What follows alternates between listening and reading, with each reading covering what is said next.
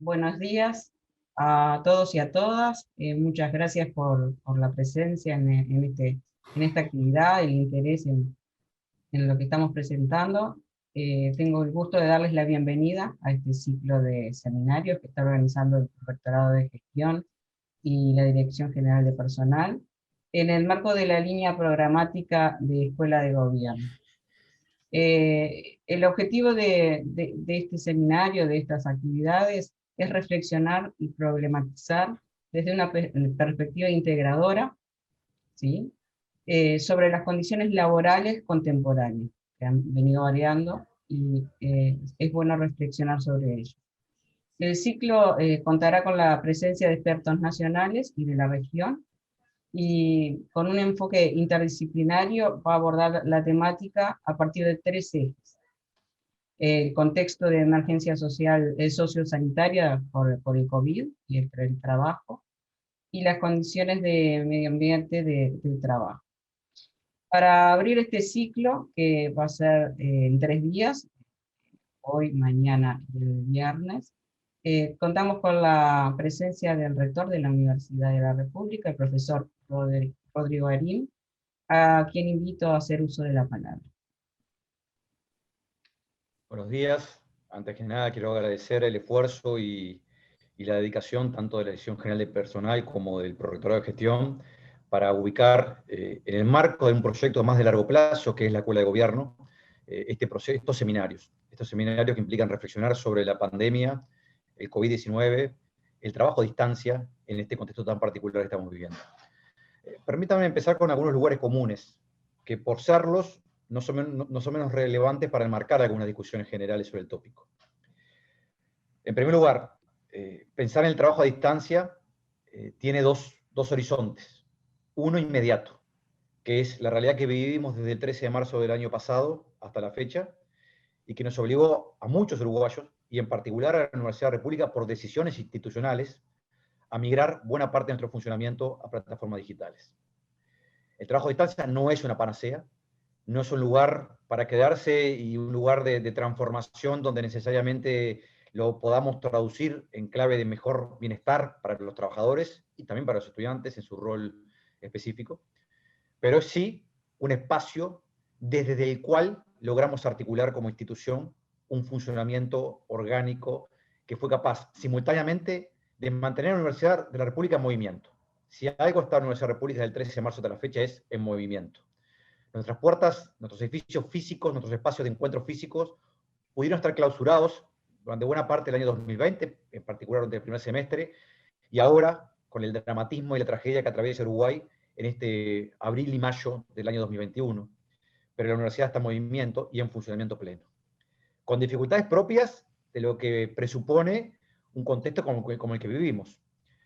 Pero ese trabajo a distancia, sostenido por docentes, por funcionarios, por todos los trabajadores de la institución, es también un trabajo en donde las condiciones de base presuponen desigualdades relevantes. Reconocerlas requiere, en primer lugar, reconocer el trabajo y el esfuerzo de esos trabajadores, de esos docentes, para sostener la institución en sus roles, en el rol de enseñanza, pero también su capacidad para aportarle al país conocimiento avanzado que nos permita afrontar lo mejor posible la tragedia que estamos viviendo desde marzo del año pasado. Y en este caso, perdóname el paréntesis, tanto Marcelo, Verónica como Jacqueline han hecho un enorme esfuerzo de otros ámbitos como el WAI para poder construir información valiosa y conocimiento, yo diría que casi instantáneo, en redes internacionales para poder alimentar la toma de decisiones que no siempre tomaron en cuenta estos insumos, y quizás sea parte de las claves del momento que estamos viviendo en el Uruguay de hoy. Y a la misma vez poder seguir avanzando en algunos elementos que hacen a líneas programáticas de desarrollo de la Universidad de la República.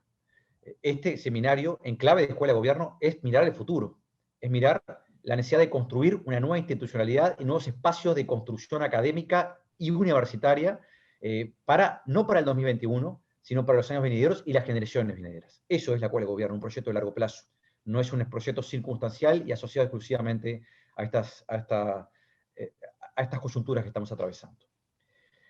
El trabajo de distancia, uno lo puede pensar con las desigualdades actuales. No es lo mismo las condiciones, las angustias y los problemas que afrontan los docentes y los trabajadores de nuestra República en todo el país y en todos los contextos. Depende de las condiciones físicas de donde las personas viven, de la composición del hogar, de los espacios adecuados de conectividad que se cuenten en el hogar para poder realizar una tarea de esta naturaleza. Esos son procesos que, por lo tanto, la desigualdad es inherente a los mismos, y la institución tiene que estar contesta a esto. Hemos intentado corregir algunos aspectos, yo diría que en forma parcial. Las desigualdades de base son uno de los problemas que tenemos con el trabajo a distancia. Y es parte de la reflexión que tenemos que hacer en este contexto tan particular, porque además trae otras consecuencias, inclusive sanitarias, aunque no en clave de COVID-19. La otra tiene que ver con mirar el futuro.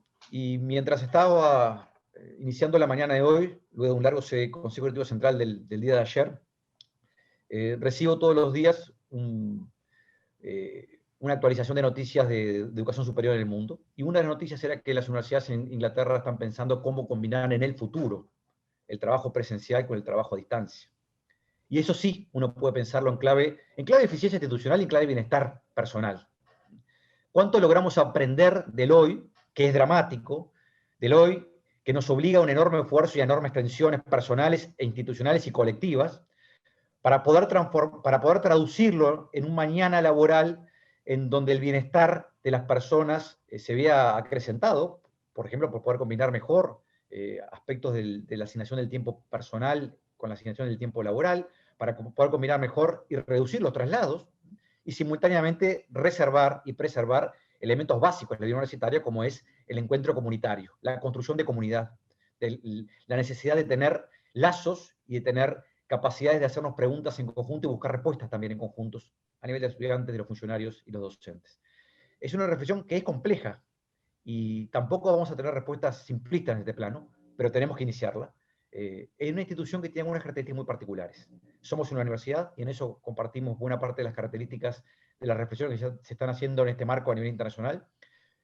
Somos una universidad grande, en un país pequeño. Una universidad de casi 150.000 estudiantes, 10.000 docentes y 6.000 funcionarios en un país de algo más de 3,5 millones de habitantes. Y repartida en el territorio nacional, lo cual es una excelente noticia. ¿Cómo nos condiciona esto para pensar la forma que podríamos lograr aprovechar las oportunidades que abre también la no presencialidad en el futuro? Es relevante. Por lo tanto, en esta línea de contradicciones, que es administrar un presente doloroso, traumático y tenso, con enormes problemas laborales, todos creo que hemos atravesado en años particularmente cansadores. El 2020 no sabemos cuándo empezó ni cuándo terminó, muchos de nosotros, y creo que es algo, un elemento común a toda la comunidad universitaria. Pero a la misma vez, ¿cómo podemos pensar estos aprendizajes de este momento tan trágico para transformarlos en el futuro también en bienestar colectivo y mayores niveles de eficiencia institucional? Así que agradezco al Prorectorado de Gestión, a la Dirección General de Personal por la iniciativa, y es un gusto encontrarnos nuevamente con estos colegas que han hecho tanto por aportarle al país desde conocimientos diversos y desde la interdisciplina en momentos tan dramáticos. Muchas gracias. Bueno, muchas gracias, señor rector. Voy a presentar brevemente a los investigadores que forman parte del panel, que está encargado de esta primera conferencia del ciclo, que se denomina Pandemia COVID, contexto especial para la actividad laboral. Y la exposición va a estar a cargo de integrantes del Grupo Uruguayo Interdisciplinario de Análisis de Datos, COVID-19, que es el GIAR, COVID-19, y recibimos y agradecemos a estos tres investigadores uruguayos.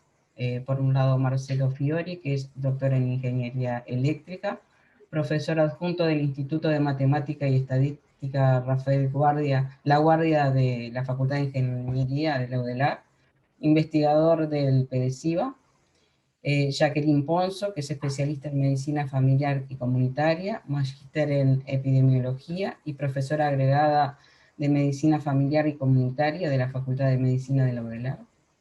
Y Verónica Nin, doctora en ciencias biológicas, investigadora en psicología cognitiva en el Centro Interdisciplinario en Cognición para la Enseñanza y el Aprendizaje de la UDELAR, integrante del equipo rectoral de UDELAR a cargo del desarrollo de acciones comunicativas vinculadas a la pandemia COVID-19. Bienvenidos a los tres, muchas gracias por el tiempo y adelante, no sé cuál de ustedes comienza. Muchas gracias, Claudia, muchas gracias al rector y a todos quienes concurrieron a este evento. Voy a dar inicio a la primera conferencia entonces. La propuesta de esta primera parte es hacer un recorrido epidemiológico rápido, repasando algunos conceptos con los cuales estamos conviviendo a diario, pero que no siempre de pronto los tenemos bien comprendidos, y verlos en nuestra situación actual, además de país. Decía, ¿por qué hablar de COVID, no? Y realmente nos desafía el captar la atención con este tema que realmente tenemos un montón de estados totalmente adversos que estamos transitando: cansancio, agotamiento, saturación, estrés, angustia, preocupación, hartazgo, aburrimiento, decepción, que los asociamos con la pandemia, y no obstante nos toca hablar de eso. Entonces vamos a tratar de amenizarlo esto proponiendo una recorrida que intentamos hacerla como en 3 dimensiones, hacer una introducción de lo que es la perspectiva individual familiar, la perspectiva epidemiológica desde un marco conceptual de la distribución y la determinación de la enfermedad, y nuestra epidemia, nuestros números. Entonces, se me ocurre preguntarnos, y a quienes están asistiendo a esta actividad, ¿cuántas veces han tenido que hisoparse en este tiempo? ¿Cuáles son las emociones que esto nos ha generado? Miedo, culpa, enojo, los problemas que hemos tenido que afrontar cada vez que toca hacer un hisopado, el acceso, la demora, el ausentismo laboral, la pérdida salarial, otras repercusiones sobre la vida familiar, personal, social. Y esto que ha ido avanzando, podemos decir, bueno, ¿cuántas personas COVID positivas conocemos? ¿Aún podemos llevar la cuenta de cuántas personas COVID positivas conocemos? ¿Y conocemos personas que hayan estado ingresadas en CTI? ¿O que estén ahora batallando en CTI? Como decía el rector, estamos viviendo una situación trágica, ¿no? Y tenemos más de 500 personas en este momento en esa situación en nuestro país, y de una forma u otra la enfermedad nos está tocando a todas, a todos. COVID-19 desde el punto de vista epidemiológico es considerada una enfermedad emergente, llamamos así a una enfermedad que antes no existía y que empieza a existir como un problema para la población humana, ¿sí? Y bueno, es lo que ocurrió con esta enfermedad diagnosticada a finales del año 2019, y cuyo agente se aisló en los primeros días de 2020, pero ya quedó matrizado el 19, ¿sí?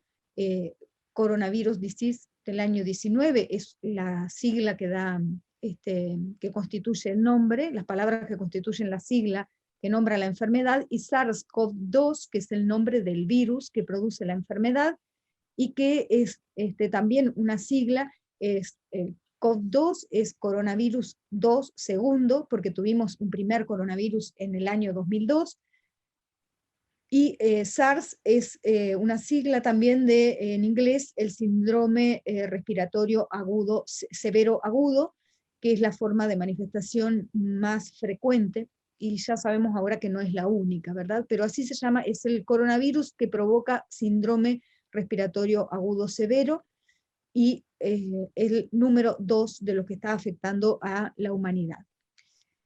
Esta enfermedad que se ha manifestado, como ya estamos viendo y sintiendo en nuestras vidas, tiene repercusiones en la salud, pero también en otras dimensiones de la vida. En la salud, el problema COVID en sí mismo, que nos puede dar una afectación de una enfermedad aguda, que puede ser leve, pero puede ser severa, pero también estamos viendo ahora el post-COVID, que pueden haber efectos que pueden ser crónicos, y también puede provocar la muerte.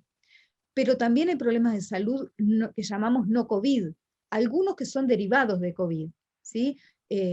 propiamente, como por ejemplo los problemas de salud mental que se vinculan por la situación de angustia, de enfermedad, ¿no? Pero otros son vinculados a otras enfermedades que están quedando desatendidas o por falta de accesos derivados a la situación del sistema de salud. Hay otras repercusiones que no están directamente vinculadas con la salud, como la repercusión en la enseñanza, en el curso curricular, en el desarrollo y el crecimiento de niñas, niños, adolescentes, la repercusión en la vida social de los grupos de todas las edades, repercusiones económicas, oportunidades perdidas y también oportunidades ganadas, ¿no? Como es este aprendizaje que estamos haciendo, que hemos hecho todos, del trabajo remoto y de la enseñanza remota también.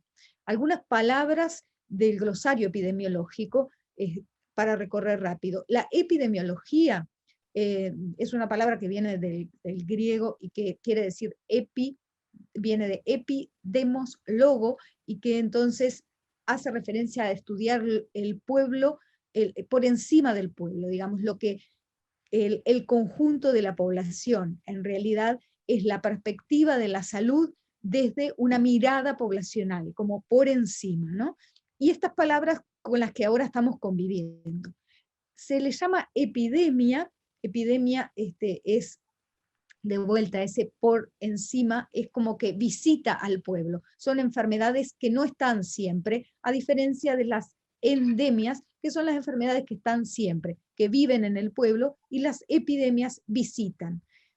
Cuando esa epidemia abarca a todo el pueblo, afecta a toda la población, es que se habla de pandemia, ¿no? Y ahí es que en términos de salud internacional se reserva ese término cuando se abarca un número muy importante de población o de países, ¿no? En marzo del 2020, cuando hacía un par de meses que ya estaba circulando el virus activamente en muchos países, la OMS manifiesta preocupados tanto por los alarmantes niveles de propagación y gravedad como por los alarmantes niveles de inacción. Esta era la situación en marzo de 2020. El 11 de marzo se declara la pandemia con 118.000 casos en 114 países y hasta ahí lo que parecía excesivo, 4.291 muertes. Otro término de la epidemiología es la morbilidad, esto es el conjunto de casos de enfermedad en la población. Y hablamos de incidencia y prevalencia, y tenemos otros dos indicadores que tienen que ver con esto, que usamos a diario, que son P7 y P14. La incidencia es el número de casos nuevos que hay de una enfermedad en relación con la población, y la prevalencia es el número de casos presentes en determinado periodo de tiempo en relación con la población. Estamos usando nosotros ahora un indicador que es el P7, que es la incidencia acumulada a lo largo de una semana, y tomamos el promedio de la última semana en referencia al día. O también el P14, que es lo mismo, pero para 2 semanas, para 14 días. Estos indicadores lo que nos permiten es lograr una cifra que refleja el avance de la enfermedad, el estado de la enfermedad, controlando las oscilaciones diarias que pueden tener los datos por diferencias en el testeo, por ejemplo. Y estamos ya acostumbrados a ver estas gráficas donde tenemos en el mapa los departamentos y el P7 en cada departamento. Vemos que está por encima de 25 en todo el país. 25 es el límite que marca el ingreso al rojo, y en algunos departamentos está muy por encima de 100 con esta situación crítica que tenemos. En la gráfica de ejes lo que estamos viendo es el P14, y acá tenemos la situación tan grave con los últimos picos que hemos tenido de casos en los últimos días, que llegaron a su máximo, y que estamos viendo que se está manteniendo y perpetuando un nivel que, fíjense que en diciembre nosotros tuvimos un pico que nos parecía grave, y en los valores que estamos hoy que estamos 3, 4 veces por encima de la situación de diciembre, y que si lo comparamos a nivel regional es igualmente grave, pero ubicándonos por encima de prácticamente todos los países del mundo. Acá están de la región para comparar como referencia Argentina, Chile y Brasil, y luego otros países a nivel global, para confirmar que Uruguay está en una situación muy crítica en casos de nuevos, esto es incidencia. Si nosotros vamos a esta pantalla que nos proporciona SINAE a diario, tenemos las personas que han sido confirmadas con COVID a lo largo de la epidemia desde que empezó el 13 de marzo en Uruguay, y nos da 271.859. Este es un indicador de incidencia acumulada. Son los casos nuevos que ha habido desde el inicio de la epidemia, ¿sí? Y este número que aparece acá es un dato de prevalencia, es cuántos casos positivos hay en este momento. No importa si empezaron hoy, ayer o hace una semana, son los que están activos hoy. Y es un número muy alto, 34.257 personas en este momento tienen un diagnóstico confirmado de COVID y está la enfermedad activa, en curso. Quiere decir esto que 1 de cada 100 uruguayos, 1 de cada 100 personas que residen en nuestro país, en este momento está con un COVID activo. Otros indicadores que utilizamos y que nos dan sobre todo un indicador, un dato de severidad, la hospitalización, la letalidad y la mortalidad, ¿sí? Y tenemos, podemos ver acá cómo se presenta el COVID, la COVID, en relación a la hospitalización. Y podemos ver, para los datos del primer año de la epidemia, que el 96% de los casos no requirieron internación, transcurren a nivel comunitario. En el 3% pasa a requerir internación, y solo un 1% del total requiere ingreso a cuidados intensivos. Esto ha tenido modificaciones a partir de abril con la gravedad que ha adquirido la epidemia, y por eso mantuvimos estos datos que son más homogéneos de lo que ocurrió hasta marzo. Esto es un dato que nos habla también de la gravedad, y estamos viviendo esta situación en el cual desde marzo el número de ingresos por COVID superó al ingreso por otras causas en los CTI de nuestro país. Esto es el conjunto de CTIs en todo el camas en cuidados intensivos en todo el país, que hoy no tenemos un CTI saturado, o se podría decir que no está saturado porque hay camas disponibles, que son las que quedan acá por encima. La capacidad habitual de Uruguay es de 800 camas, que es la ocupación que tiene hoy el CTI. El sector verde son enfermos con COVID, verde y rojo. Rojo son los ingresos del día. Fíjense que tenemos prácticamente 2/3 partes de los pacientes que están en CTI en este momento son enfermos COVID, y anaranjado son el conjunto de todas las demás causas. Entonces, lo que decíamos, estos indicadores nos hablan fundamentalmente de la severidad, de los recursos que necesitamos también, y la mortalidad, obviamente, del impacto que esto produce. La mortalidad sigue a las curvas de casos y a las curvas de ingresos a CTI, y dramáticamente estamos con un promedio de 50 casos de muerte diarias, día a día, en las últimas semanas, con una sangría de uruguayas y uruguayos, y nuevamente, en primer lugar, en casos de muerte, acá en comparación con las grandes regiones del planeta, con Sudamérica, cifras promedios de Asia, de Europa, de Norteamérica y Sudamérica, y Uruguay muy por encima de todos esos valores. Y me interesa que observen esta comparación con Chile, porque se ha hablado de la importancia que tiene la vacunación como estrategia. La diferencia entre Uruguay y Chile, que Uruguay es el otro país que ha tenido un gran avance en la vacunación, es que Chile, cuando empezó a crecer, empezaron a aumentar los casos, aunque iba vacunando, estableció medidas de confinamiento estricto y logró controlar el crecimiento de casos y también el crecimiento de muertes.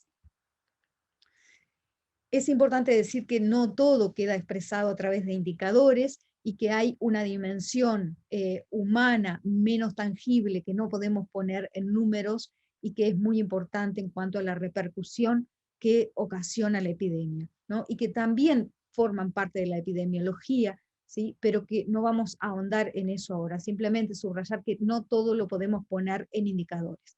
La vacunación se presenta como estrategia para el control de la epidemia a mediano y largo plazo. La vacunación ha sido una excelente estrategia para el control de las epidemias por enfermedades transmisibles históricamente desde que existen las vacunas, pero claramente no es la estrategia para controlar la epidemia que tenemos en este momento con esta altísima circulación, con altísima incidencia, usando el término que recién veíamos, y con alta hospitalización y gravedad. Entonces, en torno a las vacunas, es importante, aspectos que son importantes en general para cualquier vacuna, el desarrollo, la seguridad, la efectividad. Todo esto fue muy exitoso en las vacunas para COVID y contamos con una batería de vacunas que son seguras y efectivas, que han mostrado problemas de acceso a nivel global, con una gran inequidad en los distintos países, que nuestro país ha podido acceder a las vacunas, que a nivel local ha habido dificultades de acceso, que no obstante se está avanzando con un buen ritmo en la vacunación, y que hay distintas estrategias de vacunación. Una de las que se discute más es la obligatoriedad o no.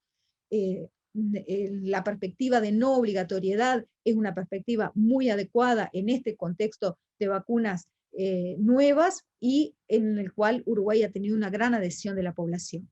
La vacunación viene avanzando a este ritmo. Tenemos ya más de 1,5 millones de personas que tienen una dosis y casi 1 millón que ya completaron las 2 dosis, pero esto debe leerse también con esta otra cara, de que hay casi 2 millones que todavía no tienen ninguna dosis. Una parte de esa población no corresponde vacunarse porque son menores y pequeños, pero tenemos de todos modos un número muy alto de población, y cuando se habla de estrategia de vacunación para controlar la epidemia, se requiere no menos de un 70% de población total vacunada, lo cual nosotros podremos alcanzar a este ritmo para octubre y no antes, por lo cual mientras tanto tenemos una situación muy delicada desde el punto de vista epidemiológico.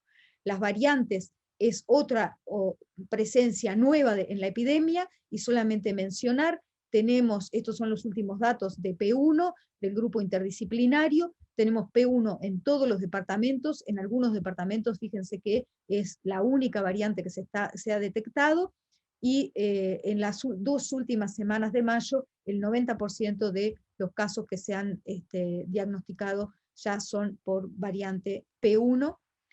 Hay nuevas variantes que están apareciendo, que todavía no hay certezas de la peligrosidad que tengan, pero esta es la distribución que tiene la variante andina, que ya a principios de mayo se detectó en nuestro país, y hay otras variantes que todavía no se han identificado en la región, pero que están identificadas a nivel mundial y podrían ingresar. En suma, estamos en este momento en una situación de alta complejidad por la incidencia elevada, la prevalencia elevada y una alta mortalidad, con una gran cuota de fatiga en la población general, en cada actividad que asumimos, cada uno de nosotros, eso se nota, casi en una claudicación en muchos casos, una vigilancia epidemiológica que es deficitaria en nuestro país en este momento, un sistema de salud que está en una exigencia máxima, y donde las medidas de control comunitario son absolutamente insuficientes, y atravesado todo esto ahora y a lo largo de toda la pandemia, por lo que ha dado a llamarse la infodemia, una sobrecarga de información de mala calidad y muchas veces noticias falsas que perturba la gestión. ¿Qué podemos hacer? Tenemos posibilidades, necesitamos construir respuestas desde el trabajo colectivo, desde la autogestión, desde el intercuidado y desde la solidaridad, y los lugares de trabajo y la UDELAR en particular son ámbitos extremadamente propicios para tejer esta estrategia. Entonces, desde esta situación epidemiológica también tenemos la oportunidad de contribuir a mejorar la situación. Muchas gracias.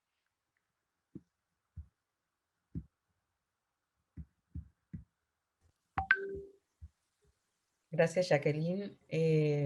No sé cuál de los otros dos panelistas sigue, Sigo yo Marcelo. ahora entonces. Solo una cuestión, recordarle a los que están participando que posterior a las 3 intervenciones de los panelistas recibimos preguntas a través del chat, ya sea por el canal de YouTube o por acá por la sala Zoom, que serán trasladadas perdón, al panel para su respuesta. Gracias. Muchas gracias, Claudia. Gracias, Jacqueline, por la primera presentación. Voy a pasar a compartir pantalla. Un poco también en la misma línea que comentaba Jacqueline ahora sobre el final y también a lo largo de su presentación, quise pensar en qué les podíamos transmitir que sea información y que sea información útil también para tomar decisiones individuales y colectivas en cuanto a cómo comportarnos nosotros y a cómo organizar también nuestras actividades familiares, laborales, que creo que es a lo que está un poco enfocado el seminario de hoy. Entonces, vamos a recorrer un poco como excusa, hablando de la tasa de contagio. Vamos a hablar de la tasa de contagio, vamos a definirla muy informalmente, pero lo vamos a tomar como excusa para después hablar de eventos de supercontagio, ahí con algunos ejemplos. Eso un poco para tener en cuenta de cuáles son las situaciones a las que podemos estar expuestas o a las que podemos exponer a otros compañeros y compañeras en distintos ámbitos sociales. Y por último vamos a hablar un poco de la movilidad, que es algo que se ha estado hablando mucho en los últimos meses, y cómo podemos visualizar ese contexto en el que estamos ahora y qué nos puede decir sobre cómo puede ir evolucionando esta situación en la que estamos. Entonces, para empezar, la tasa de contagio, una manera de visualizarla, de medirla, es lo que se llama el R, que quizás muchos hayan escuchado hablar, que no es otra cosa que, o dicho mal y pronto, la cantidad promedio de personas que cada uno infecta cuando es contagiado, ¿no? Entonces, puede ser que yo me contagie de COVID y yo a su vez le transmita la enfermedad a 4 o 5 personas. Bueno, eso se promedia en todos los infectados diarios, y eso lo que nos da es un número que puede ser mayor o menor que 1, y que eso nos da una dimensión de cuánto y cómo está creciendo o decreciendo la enfermedad. Cuando el promedio de personas que cada infectado contagia es mayor que 1, ahí estamos en un contexto de crecimiento de la epidemia. Cuando es menor que 1, la epidemia está decayendo. Cuando tenemos valores por encima de 1 y de manera sostenida, que es lo que hemos visto en algunos periodos de los últimos meses, estamos en un escenario de crecimiento exponencial, que es sumamente amenazante. En el caso de la COVID, del SARS-CoV-2, ese número, bueno, esto es un ejemplo que me parece interesante de ver. En general tenemos problemas para conceptualizar ese crecimiento exponencial. Pero cuando uno piensa que si el R fuera 3, como en este dibujo, que después vamos a ver más o menos en qué valores estamos, pero si el R fuera 3, básicamente en muy poco tiempo pasamos de un contagiado a cientos. Entonces, esa exponencial es sumamente importante. Ahora, ¿en qué valores está el SARS-CoV-2? Esta imagen es del inicio de 2020, creo que es de marzo, pero nos da igual una idea de dónde está y dónde está con respecto a otras enfermedades. Y acá hay dos dimensiones. Una dimensión que es lo que le decíamos recién, la tasa de contagio, el R, que está en el eje horizontal. O sea, cuanto más a la derecha, son enfermedades que se contagian más, que se transmiten más rápido. Ahí, por ejemplo, está la varicela y el sarampión, que son muy contagiosas, y cuanto más arriba, son más, tienen tasa de mortalidad más grande, de fatalidad más grande. Entonces, ahí vemos que el SARS-CoV-2 es un virus que tiene, si miramos en el eje horizontal, digamos, está entre 2 y 3, esto, repito, es al inicio de la epidemia, y sin otras medidas de contención o de medidas no farmacológicas incluso, como el uso de tapaboca, la higiene o el distanciamiento. Entonces, sin esas medidas, es un virus que tenía un R entre 2 y 3, digamos. Y en cuanto a mortalidad, son valores similares a los que estuvo comentando Jacqueline. Acá se situaban en el entorno del 1%. Y eso ha variado, la letalidad ha variado a lo largo de la epidemia, incluso en Uruguay, pasando de 1 a 2%, también asociado a la complejidad que vive el sistema sanitario en general.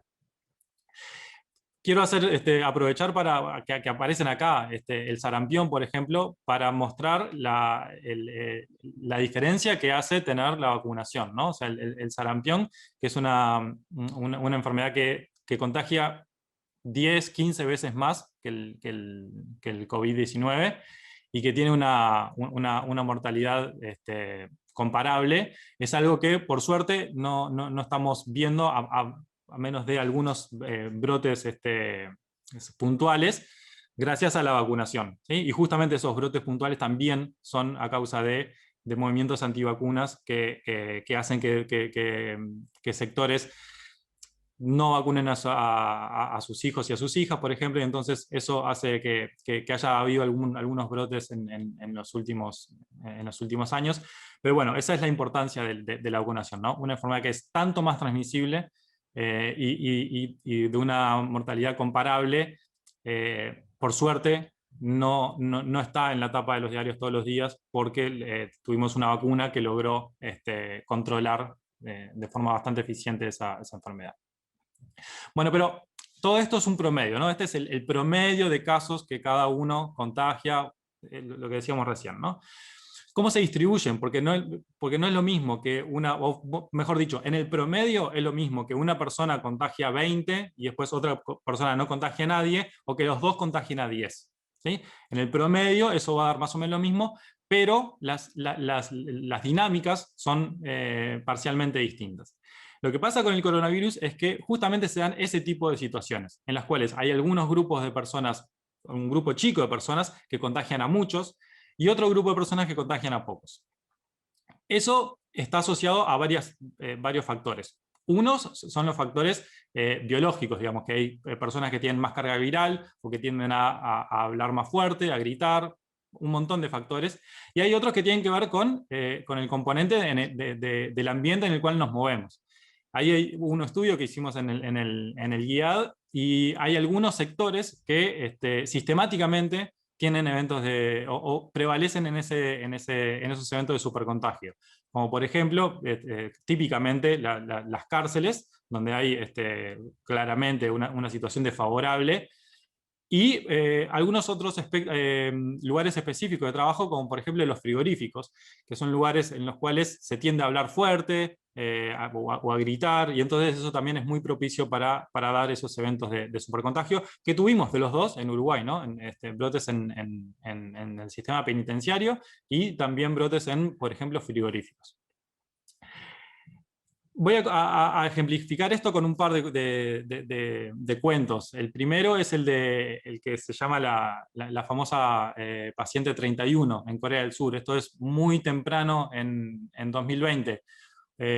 Corea del Sur tenía la situación más o menos controlada cuando una paciente positiva fue a un evento religioso. Ese es otro de los focos de los supercontagios. Fue a un evento religioso, decía, y bueno, sin saber que era positiva, y ahí contagió a muchísima gente. Enseguida, más de 100 casos con resultado positivo fueron asociados a ese caso cero de la paciente 31, y muy poco tiempo después, un mes después, la mitad de los casos de Corea del Sur estaban asociados a ese caso cero. ¿Sí? O sea, es como ese evento de supercontagio, esa primera bifurcación fue tan grande que en muy poco tiempo ya era el causante de la mitad de los casos de Corea del Sur. Ese es como un caso que les quería contar a gran escala. Después hay otro caso también de Corea del Sur, a mediana escala, a escala un poco más chica, que tiene que ver con el funcionamiento de cómo es que se dan los eventos de supercontagio. Esto fue en un restaurante, en una planta que no tenía ventilación y que tenía un aire acondicionado. Entonces ahí había un paciente COVID positivo, que obviamente no lo sabía, que estaba ahí marcado en rojo en esa mesa. En las mesas de los costados, después se vio que había 5 o 10 personas también que habían sido contagiados a raíz de ese paciente cero y obviamente también integrantes de la misma mesa. En otras mesas que estaban un poco más lejos y que compartieron el espacio por menos tiempo, se vio disminuida la cantidad de contagiados. Y básicamente lo que explica cuáles fueron las personas que fueron contagiadas eran que estaban en la misma dirección del flujo de aire acondicionado que estaba prendido, ¿sí? Entonces el paciente cero estaba aquí en la mesa del medio, el aire acondicionado estaba acá y el flujo de aire hacía que esas dos mesas estaban particularmente expuestas y también por periodos mayores a 30 minutos o a 1 hora, y eso hizo que ese evento de supercontagio, digamos, estuviera propiciado por esa deficiencia en la ventilación. Voy a terminar con esta primera parte con un cuento norteamericano similar. Esto es un coro en Estados Unidos, donde 61 de los 120 miembros fueron a ensayar, y ensayaron durante 1 o 2 horas, sin tapabocas, sin ventilación, cantando y compartiendo ese mismo espacio por esa hora o esas 2 horas. O sea, era un ambiente sumamente propicio para un evento de supercontagio, que fue efectivamente lo que pasó. Había un solo contagiado que asistió al ensayo y terminó contagiando a 53 del resto de los 60 miembros del coro, incluyendo algunos que estaban 14 metros a sus espaldas. Acá en las figuras lo que dice es que el contagiado a veces estaba delante del todo cantando, y sin embargo aquellas personas que estaban 14 metros a sus espaldas, gracias a la circulación de los aerosoles, terminaron siendo también contagiados. Entonces, pero volvamos a Uruguay. Eso era como un panorama de cómo se dan los eventos de supercontagio.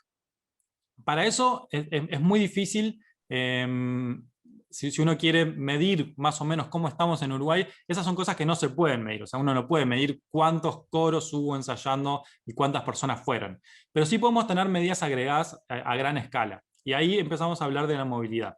Entonces, lo que nosotros miramos diariamente son algunos datos de movilidad que proporcionan algunas empresas de telecomunicaciones, en este caso Google, y acá lo que se puede ver este es un índice de movilidad, que no viene al caso cómo lo calculamos, pero que está graficado en Uruguay desde comienzos de 2020 hasta el día de hoy, o hasta hace 2 o 3 días.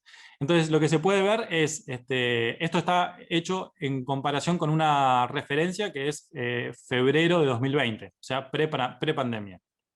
En marzo, la movilidad comenzó a subir, asociada al comienzo del año lectivo, y a partir del 13 de marzo, claramente tuvimos una caída muy importante en la movilidad. Esos meses de marzo y abril, donde todos nos quedamos en nuestras casas lo más que podíamos. Esa movilidad fue aumentando.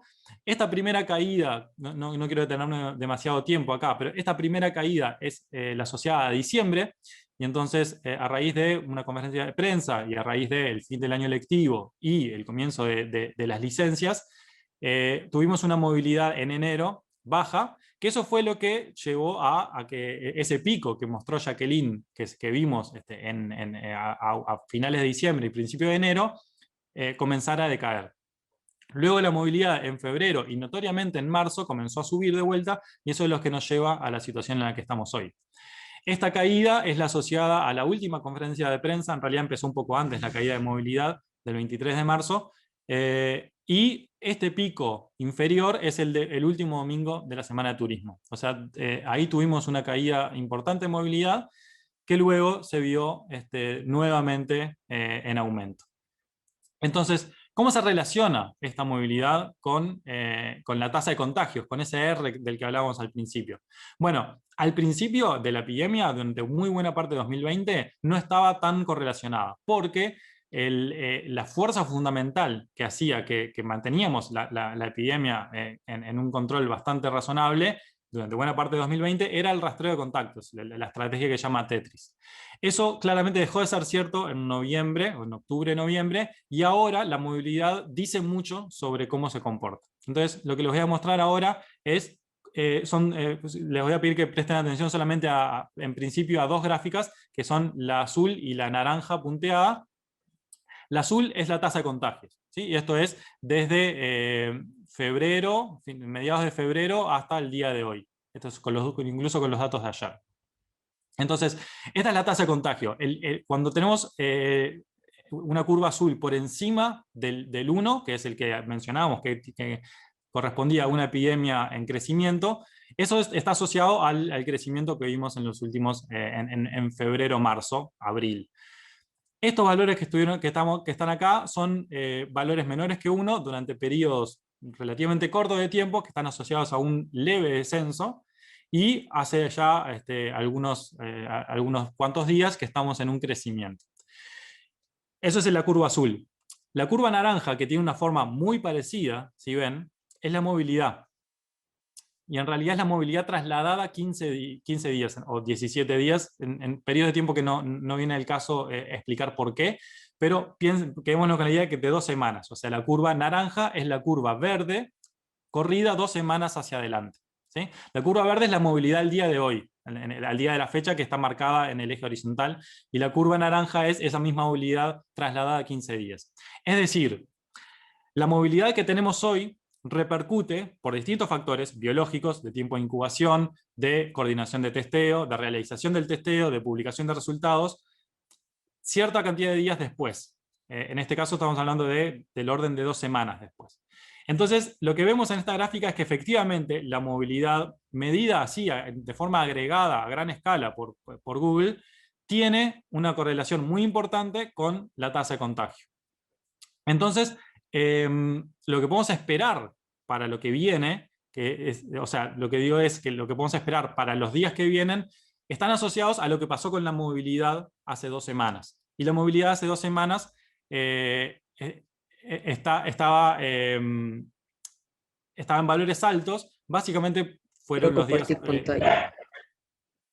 ¿Cómo? Bueno, entonces decíamos, ¿cómo podemos... lo que podemos esperar para los días que vienen está asociado a lo que pasó hace 2 semanas, básicamente, que era un escenario en que teníamos movilidad alta. Una salvedad: esto está hecho en un escenario en el cual el efecto de la vacunación todavía no es importante, es decir, en el cual la tasa de contagio está mayormente asociada a la movilidad, como si no hubiera una vacunación. Ese por ahora es un escenario que no dejó de ser completamente falso, porque el efecto de la vacunación, como decía Jacqueline, todavía no podemos esperar que dé resultados a gran escala, porque estamos en un escenario de vacunación muy, muy importante, a un muy buen ritmo, pero que todavía tiene en un escenario de niveles altos de contagio y además con una movilidad alta. Entonces, por ahora, eso es lo que podemos esperar de vuelta en la próxima semana o similar. ¿Cómo podemos usar esta información? Que esto es lo que me interesaba, para cuidarnos a nosotros. Entonces, primero, ser conscientes de los riesgos, ¿no? Que cuando uno, y esto es algo que se sabe desde ya hace tiempo, que incluso uno estando en silencio, un COVID positivo, libera partículas que, si estamos en un espacio cerrado, entonces esas pueden eventualmente contagiar a otras personas que estén en el mismo ambiente. Acá les muestro una comparación que saqué de una infografía del País de Madrid, en un artículo que además ganó un premio justo ayer. Es un artículo muy, muy interesante, que muestra cómo en 2, 15 minutos o 1 hora, distintas actividades, como por ejemplo simplemente estar en silencio, o hablar o cantar, liberan esa distinta cantidad de partículas. Cada puntito naranja es un grupo de partículas capaces de infectar a otra persona, digamos. O sea, está como reescalado a eso. Y de vuelta, ¿cómo influyen las distintas medidas no farmacológicas para poder disminuir eso? Y estoy pensando sobre todo en un escenario de laboral, ¿no? En un escenario en el cual estamos en un lugar, en un edificio, compartiendo el lugar con otras personas. Lo vamos a evitar todo lo posible, ¿no? Y lo que decía el rector al principio, el teletrabajo es una herramienta sumamente importante y que tenemos que tener en cuenta siempre a toda hora.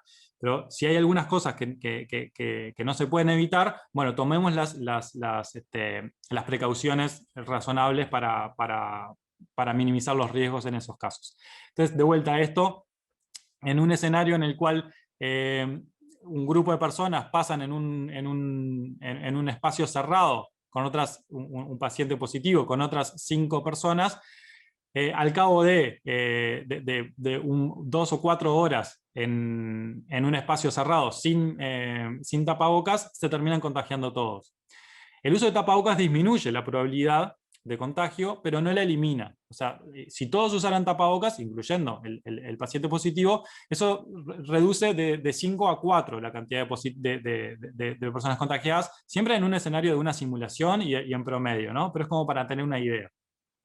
Sin embargo, cuando uno le agrega la ventilación, y esto tiene mucho que ver con el primer ejemplo que les conté del restaurante en Corea del Sur, cuando uno incluye la ventilación y hace que esas partículas naranjas que mostramos en las infografías anteriores se vayan dispersando y yendo, eso reduce significativamente el riesgo de contagio y pasamos de 5 a 1 persona contagiada en ese contexto. Entonces, bueno, seamos conscientes de los riesgos, seamos conscientes de qué podemos hacer para tomar decisiones informadas y poder reducir y comportarnos de una manera racional, y tener en cuenta también nuestras propias irracionalidades a la hora de tomar decisiones y de no pensar, bueno, a mí no me va a pasar esto, como hemos visto lamentablemente en algunos eventos en los últimos días. Ser conscientes de los riesgos y tomar decisiones informadas, y esto un poco también va a hablar Verónica en la parte que viene ahora. Muchas gracias.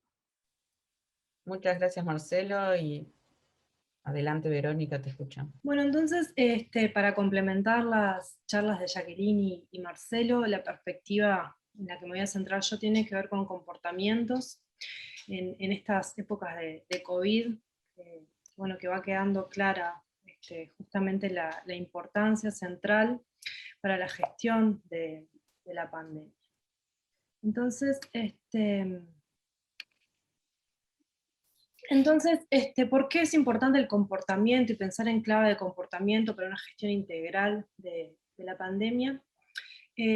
Porque los comportamientos individuales, que como veremos suceden en realidad embebidos en sistemas más complejos, inciden en al menos 3 aspectos importantes que tienen que ver con cómo se propaga o contenemos esta enfermedad en nuestra comunidad. La primera tiene que ver con minimizar las probabilidades de adquirir la enfermedad, y como decía Marcelo, tiene que ver entonces con mantener el uso del tapabocas, ser consciente de la necesidad de la higiene de manos, de la ventilación de los espacios, de usar espacios al aire libre siempre que sea posible.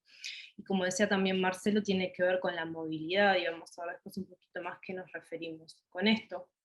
También tienen que ver los comportamientos cuando sospechamos o somos, o se nos confirma nuestro estatus de COVID positivo. En ese caso es necesario aislamientos. En caso de sospecha, un aislamiento preventivo, que no debería romperse hasta la confirmación de que efectivamente uno no es un caso positivo, y para esto hay que esperar cierto tiempo. También hay que aislarse en el transcurso de la enfermedad, incluso siendo asintomáticos, porque una persona asintomática puede de cualquier manera transmitir la enfermedad. Informar a todos los contactos, esto tiene, como decía Jacqueline, a emociones, y en general emociones negativas asociadas. Y un tercer aspecto que tiene que ver con la vacunación, que implica en primer lugar tomar la decisión de vacunarse, ir a vacunarse, y en segundo lugar reducir al mínimo los contactos hasta estar totalmente vacunados. Es decir, deberíamos mantener, por el bien colectivo, aún los cuidados, durante ese periodo que transcurre hasta las 2 semanas posteriores a la inmunización, incluso estando totalmente vacunados, en este escenario de tanta circulación colectiva y comunitaria, debemos mantener los cuidados para minimizar las probabilidades de contagio. Entonces, ¿cómo entendemos el comportamiento? ¿Cómo podemos explicar qué factores inciden en que sigamos esas recomendaciones? Hay varias perspectivas desde las cuales podemos abordar, desde las cuales podemos abordar el comportamiento humano. Estas perspectivas, ahí.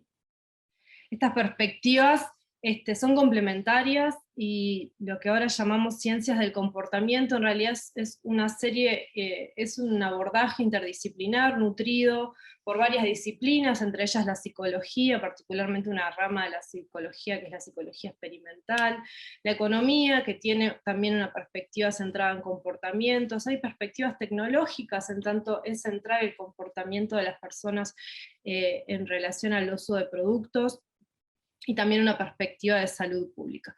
Yo lo que voy a hacer en las siguientes diapositivas entonces es traer conceptos importantes de estas distintas disciplinas, ¿sí? Para tratar de entender cómo es que las personas tomamos decisiones y ver cómo podemos incidir entonces en los elementos que favorecen ciertas conductas que son las recomendables. Bueno, y esta es una pregunta central en nuestra presentación, que tiene que ver con si somos racionales o somos irracionales. Si decía Marcelo recién, bueno, deberíamos tomar decisiones informadas, decisiones racionales. Sabemos desde hace, digamos que los filósofos plantean esto desde siglos antes de Cristo, y desde el punto de vista del abordaje experimental y empírico del estudio del comportamiento humano, podemos decirlo por lo menos desde principios del siglo, que en nosotros conviven dos sistemas de tomas de decisiones. Esto es lo que se conocen como modelos de sistemas duales, ¿sí? Que ha sido popularizado por el psicólogo ganador del premio Nobel Daniel Kahneman, pero en realidad es una propuesta de larga data, ¿sí? Un sistema automático, a veces llamado sistema 1, que nos permite tomar decisiones de forma muy rápida, que requieren poco esfuerzo mental, que funciona de forma no consciente, y por lo tanto no tenemos capacidad de control, ¿sí? Sobre esto, que es muy sensible a los estados emocionales, y que es susceptible de errores, ¿sí? ¿Por qué? Porque tomar decisiones informadas es un proceso desde el punto de vista cognitivo muy, muy costoso, ¿sí? Tanto en tiempos como en recursos mentales. Y estamos sometidos a la necesidad de decidir de forma constante y permanente, ¿sí? Entonces, una forma que ha encontrado nuestro sistema cognitivo de hacer frente a esa sobrecarga tan impresionante que implica la toma de decisión continua, permanente, constante en nuestras vidas, es que algunas de estas decisiones las tomamos de forma automática. Pero también somos capaces de tomar decisiones de forma razonada, y esto es lo que se conoce como el sistema 2, quedó mal, perdón, pero quedó mal acá, este no es el sistema automático, justamente es el sistema controlado, que es un sistema mucho más lento, que requiere un montón de esfuerzo mental, que las personas accedemos de forma consciente y voluntaria, y definimos entonces pensar, analizar perspectivas, razonar según las leyes de la lógica, y por lo tanto, en principio uno podría decir que nos lleva a algunas decisiones que son más confiables, en el sentido de que nos permiten maximizar la utilidad o las ganancias que obtenemos a partir de esas decisiones. Lo que sucede es que en general no elegimos. Elegimos cuando queremos estar en el sistema 2, en el sistema controlado, pero el sistema 1 opera de forma continua, permanente, como de fondo de pantalla de nuestras operaciones mentales, y somos todos susceptibles a los errores que presenta este sistema de forma automática. Pero incluso cuando estamos en el sistema 2, en el sistema que nos permite razonar de forma lógica, consciente y controlada, estamos sometidos a lo que se conoce como la racionalidad limitada. Este es un concepto de un economista, de Herbert Simon, que ya propuso por allá por el 55, que dice que podemos decidir de forma racional, pero dentro de los límites del funcionamiento de nuestro sistema cognitivo, ¿sí? O sea, nuestro sistema cognitivo está limitado por tiempo, por recursos, está limitado por nuestra capacidad computacional, y tomamos entonces decisiones racionales a partir de la información con la que contamos, que no necesariamente es la totalidad de la información. Y podemos dedicarnos a razonar sobre cierto problema un tiempo particular, pero no podemos dedicarnos toda la vida a razonar sobre ese problema, porque en algún momento tenemos que efectivamente tomar la decisión. Entonces, incluso nuestro sistema 2, nuestro sistema de capacidad de razonamiento y de toma de decisiones controlado, voluntario, consciente y esforzado, opera bajo las lógicas de ciertos límites naturales que impone nuestro sistema cognitivo y nuestra capacidad de destinar recursos a eso. Pero además cada uno de nosotros ocupa varios roles y que coinciden, ¿sí? En este momento de teletrabajo, en el tiempo y en el espacio, ¿sí?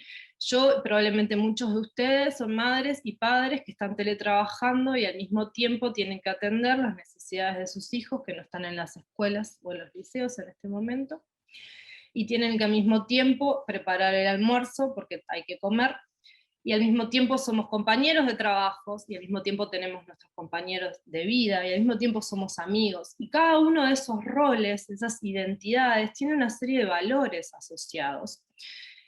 Y tomar decisiones desde un rol puede tener incidencias en las decisiones que tomamos o en los comportamientos que somos capaces de llevar adelante en otros roles en simultáneo. Porque cuando estamos en nuestras casas trabajando con nuestros hijos, es imposible al mismo tiempo dedicarle el tiempo al teletrabajo y ayudar en las tareas domiciliarias, por ejemplo. Entonces, este es un elemento que incide de forma muy drástica en cómo podemos comportarnos en los ambientes que nos toca habitar, ¿sí?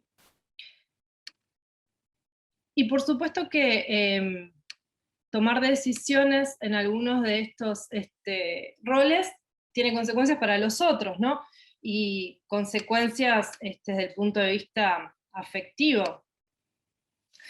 Entonces, quizás algunos de ustedes puedan resonar con este chiste de Maitena, y es que efectivamente tener las responsabilidades de trabajo y llevar adelante un trabajo exitoso y responsable implica muchas veces tener menos tiempo para otras cosas, y eso puede a muchos de nosotros generarnos estados emocionales como la culpa, o la vergüenza, o el cansancio, decían por ahí. Y lo que sabemos desde hace mucho tiempo es que cognición y emoción no son dos mundos separados, ¿sí? Se estudian de forma separada por una cuestión de tradición y por una cuestión de abordajes metodológicos, pero nuestras emociones impactan profundamente en cómo opera nuestro sistema cognitivo. ¿A qué le prestamos atención? ¿Cuánto tiempo? ¿Cómo procesamos la información? ¿Cómo decidimos? Y por otro lado, nuestro sistema cognitivo permite de alguna forma regular además los estados emocionales. Es decir, que estos dos mundos no son dos, en realidad son dos caras de la misma moneda, son parte integral de nuestro funcionamiento, hacen parte integral de nuestro funcionamiento, y no podemos entonces evaluar tampoco cómo decidimos si no tenemos en cuenta cómo nos sentimos y las emociones que estamos sintiendo en este momento.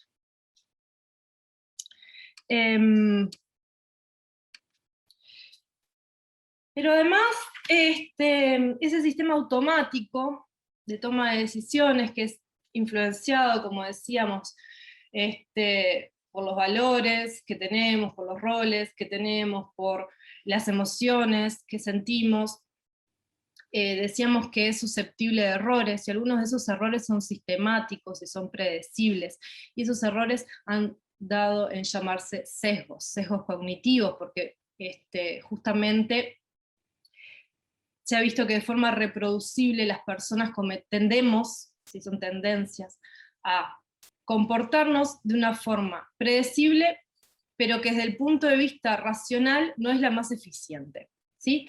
Esos sesgos son muchísimos y de vuelta operan de forma permanente y constante. Algunos de ellos importantes para entender cómo nos estamos comportando en esta pandemia tienen que ver con, por ejemplo, el error de atribución. En general tendemos a ser complacientes con nosotros mismos, entonces cuando uno no puede seguir, por ejemplo, una recomendación, tiende a atribuirlo a alguna cuestión circunstancial.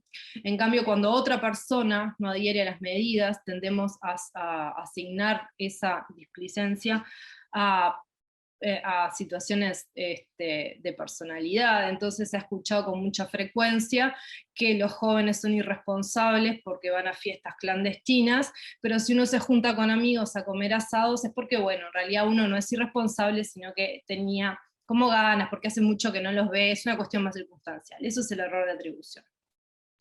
El sesgo del sobreviviente quiere decir que en general tendemos a operar con aquello que vemos, y todo lo que no es exitoso, o todo lo que no queda dentro del radar de nuestro sistema atencional, entonces no pasamos ni siquiera a considerarlo, y en este sentido el blindaje mediático opera, ¿sí? Entonces en el sentido de que cuando no somos conscientes, porque no está dentro de nuestro radar, muchas de las consecuencias negativas, por ejemplo, de contagiarse o transcurrir por la enfermedad, ni siquiera podemos considerar esas consecuencias nosotros mismos porque no las conocemos.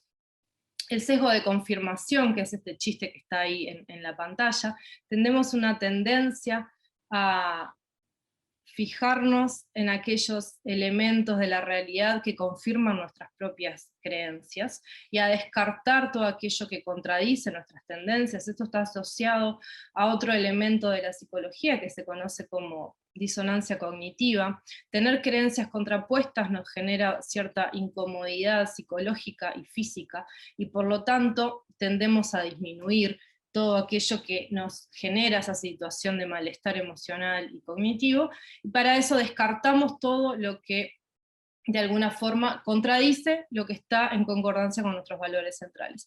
Y en este sentido las redes facilitan bastante lo que es el sesgo de confirmación, porque uno tiende a manejarse en entornos que piensan más o menos como uno, entonces se genera un bucle de retroalimentación donde no solo descartamos aquello que nos resulta disonante, sino que consumimos de forma masiva aquello que está estrictamente relacionado con nuestra propia forma de ver la realidad. Y todo esto opera de forma permanente en nuestra forma de comprender el mundo y de manejarnos en el mundo. Y de vuelta, como es automático y no consciente, es poco lo que podemos hacer en el momento en relación a esos sesgos, ¿sí? Lo que podemos es ser conscientes de que tenemos esos sesgos. Y por lo tanto, tener la intención de salir del sistema de procesamiento automático de información y pasar al sistema racional, y tomarnos, aunque sea un breve momento, de pensar aquello que estamos leyendo. ¿Realmente tenemos información que sustente esta noticia? ¿Es realmente creíble? ¿Es solo un comentario? ¿Las fuentes son confiables? Y además, para complicar aún más la ecuación, existen diferencias individuales, ¿sí? Si bien todo esto que les venía comentando son principios generales que aplican a todos nosotros, existen diferencias en cómo cada uno de nosotros opera en el mundo, que tienen que ver con características sociodemográficas, con nuestro género, con nuestra edad, con nuestro estatus socioeconómico, también en cómo percibimos el riesgo. La percepción del riesgo varía entre personas, también de acuerdo a estas características sociodemográficas que veníamos diciendo. Hay cuestiones de personalidad que tienen que ver con, por ejemplo, la facilidad o la inclinación a tomar decisiones más riesgosas. Hay personas que naturalmente están inclinadas a tomar decisiones más riesgosas que otros. La prosocialidad, que es esta sensación o esta característica de la personalidad que tiene que ver con comportarnos de forma que contribuya al bien colectivo, no es constante entre personas, también es distinta. Y todo esto también opera en cómo no solo percibimos, sino cómo funcionamos en el mundo. Pero además, cada uno de nosotros no opera en solitario, somos bichos de manada, y las normas sociales son otro elemento que fuertemente influye en nuestro comportamiento cotidiano. Se ha hablado mucho sobre normas sociales, existen una gran cantidad de abordajes de distintas disciplinas, legales, sociológicas, antropológicas, psicológicas. Yo les traigo esta, que es de un grupo de psicólogos, que plantea que básicamente podemos dividir a las normas sociales en dos grandes grupos. Las normas sociales son expectativas compartidas que mantienen los grupos acerca de qué comportamientos son aceptables.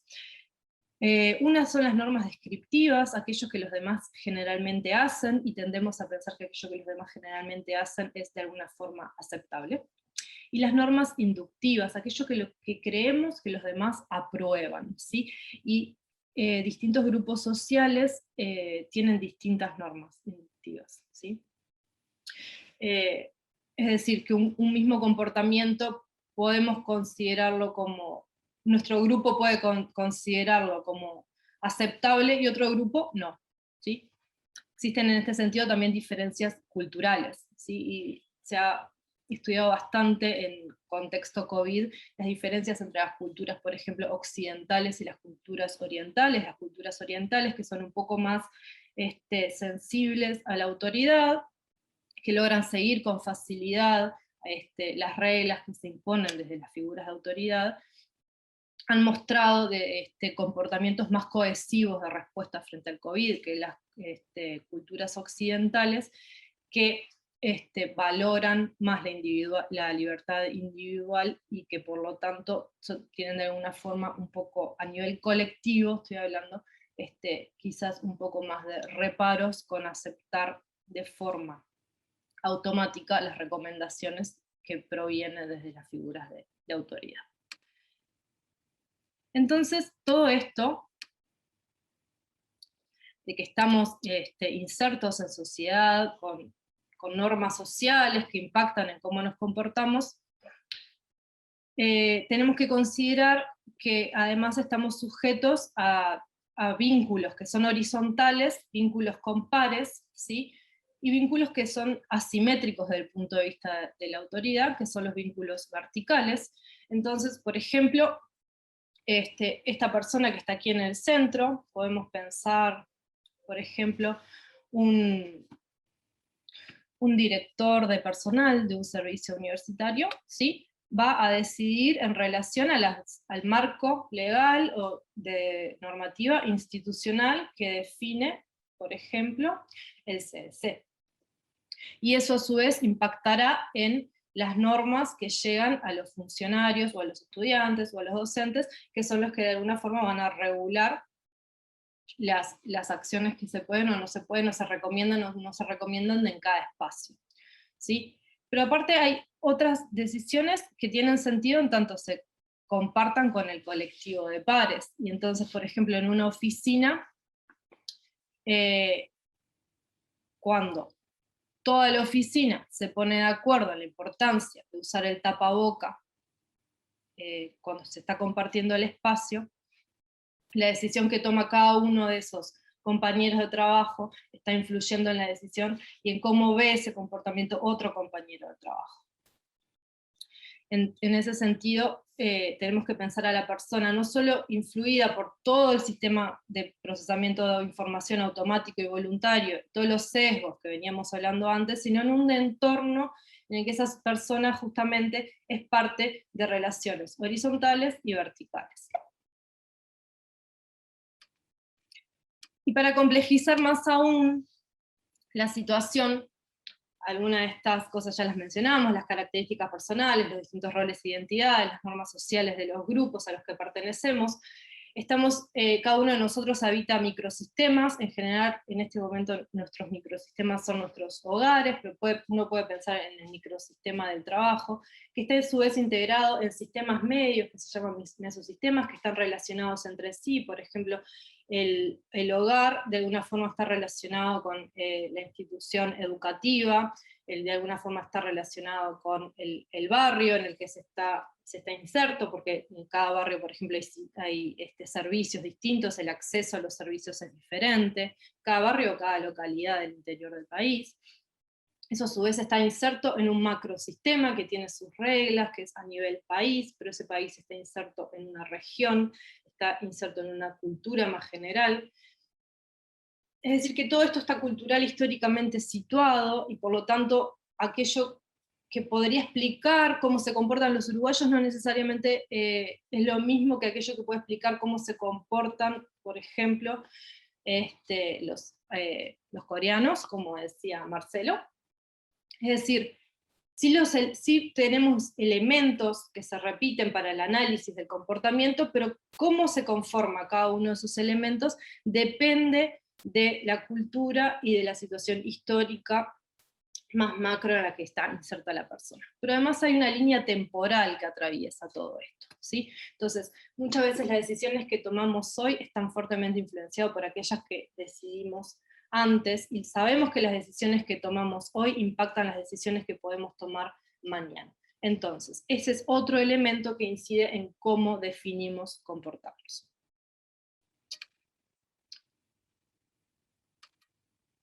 Entonces, ¿cómo hacemos para analizar los comportamientos en cualquier entorno? Puede ser un entorno laboral, puede ser en un entorno de hogar, puede ser a nivel de salud pública en el país. De hecho, el modelo que les traigo, el modelo COMB, es un modelo que surge del marco de las políticas públicas en salud. Sí. Los autores de este modelo proponen que para explicar los comportamientos y para pensar estrategias de incidencia en esos comportamientos es necesario tener en cuenta 3 elementos. En primer lugar, la capacidad. La capacidad es una variable interna de cada sujeto, ¿sí? Ahora vamos a ver un poquito mejor, pero básicamente el sujeto tiene que saber y tiene que poder comportarse de cierta forma. Por otro lado está la oportunidad, y estos son todos los elementos externos al sujeto que hacen posible ese comportamiento, ¿sí? Y finalmente, la motivación, que hace referencia a la fuerza psicológica interna que efectivamente nos mueve a hacer ese comportamiento. De alguna forma la motivación quiere decir que por A o por B tenemos que desear hacer ese comportamiento. Digo por A o por B porque, como vamos a ver ahora, hay veces que deseamos de forma consciente y a veces que la fuerza que nos mueve a ese comportamiento es automática, como veníamos viendo en las diapositivas anteriores. Entonces, ¿a qué nos referimos con estos 3 elementos? Vamos a verlos un poquito más en detalle. Los factores internos podemos a su vez estudiarlos o abordarlos desde 2 perspectivas. Una perspectiva que es la psicológica, o una perspectiva, una consideración psicológica que tiene que ver en este modelo con básicamente saber qué y cómo hacerlo, ¿sí? Entonces, es importante que las personas cuenten con la información, y no solo con la información, sino saber qué hacer con ella. Y en general, todo lo que ha tenido que ver con campañas en relación a COVID en nuestro país han estado dirigidas única y exclusivamente a este sector, ¿sí? A que la gente sepa qué tiene que hacer, y quizás en menor medida cómo tiene que hacer. Digo esto porque en este momento todos sabemos que tenemos que bajar la movilidad, pero no necesariamente sabemos qué quiere decir bajar la movilidad, y cómo hacemos para bajar la movilidad. ¿Qué es bajar la movilidad? Bajar la movilidad es reducir al mínimo los contactos interpersonales que no son esenciales. Tiene que ver con no juntarse con amigos, pero también tiene que ver con no salir a hacer las compras todos los días y planificar. Tiene que ver con no ir a sitios cargados de gente. Movilidad es un concepto entonces abstracto. Saber bajar la movilidad no quiere decir que yo sé cómo bajar la movilidad. Y por otro lado tiene que ver con las capacidades físicas, que tienen que ver con nuestra capacidad motriz, con nuestra capacidad perceptiva. Entonces uno podría preguntarse, de toda de estas campañas de información que han circulado, ¿Cuántas han sido sensibles a que conviven con nosotros personas con capacidades perceptivas distintas? Han habido campañas destinadas directamente, por ejemplo, a las personas no videntes, a las personas no oyentes. ¿Cómo hacen las personas con restricción de movilidad para, por ejemplo, acceder a los insumos básicos y quedarse en sus hogares? ¿Es necesario entrenar habilidades específicas? Se ha hablado mucho del uso correcto del tapabocas, se usa muy mal el tapabocas, entonces no alcanza con decir que hay que usar el tapabocas si no se explica de forma correcta cómo se usa el tapabocas.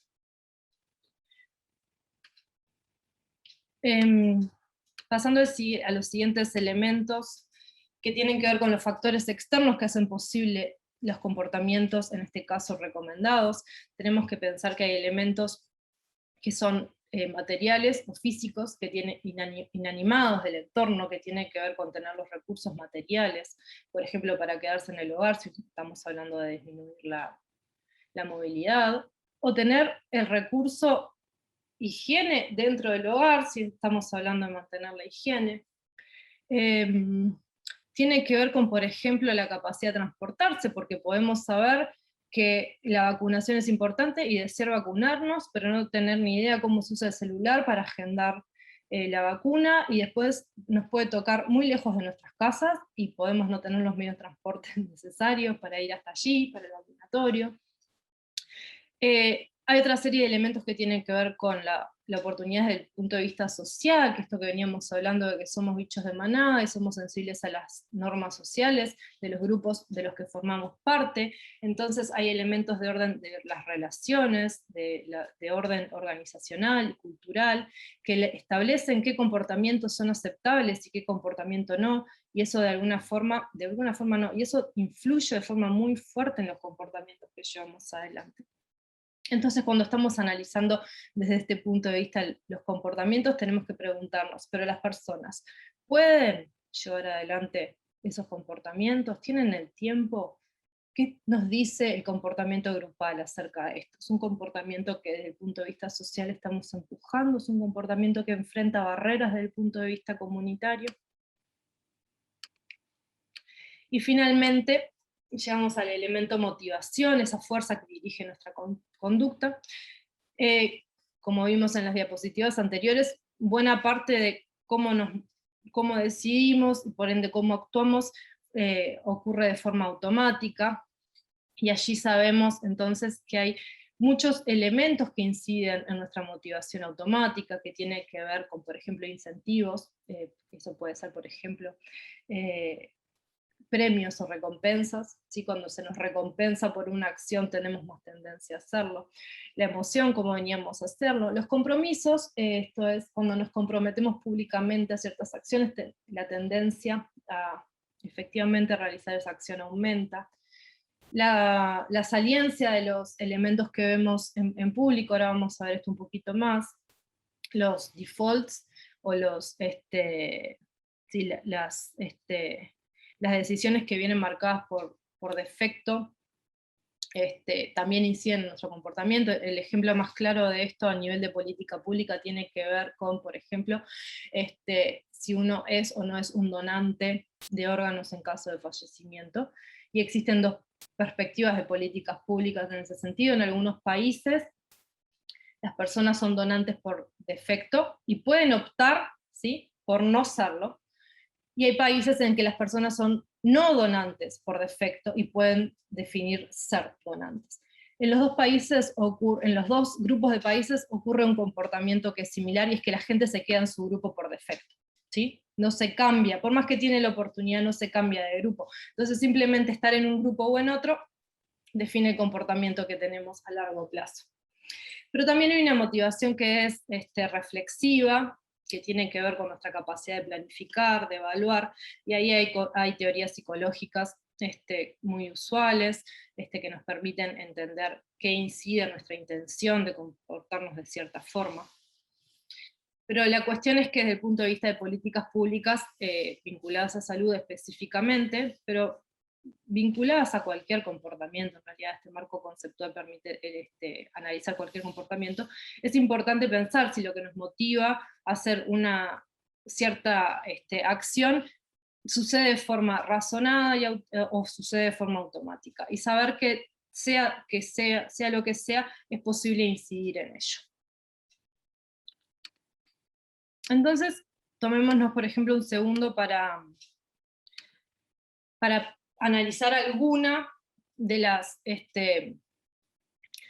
conductas recomendadas en relación a coronavirus con este modelo, el modelo COMBE. Entonces, por ejemplo, pensemos en la movilidad, y ya algo de esto adelanté, pero desde el punto de vista de capacidad, que tiene que ver con nuestros factores internos.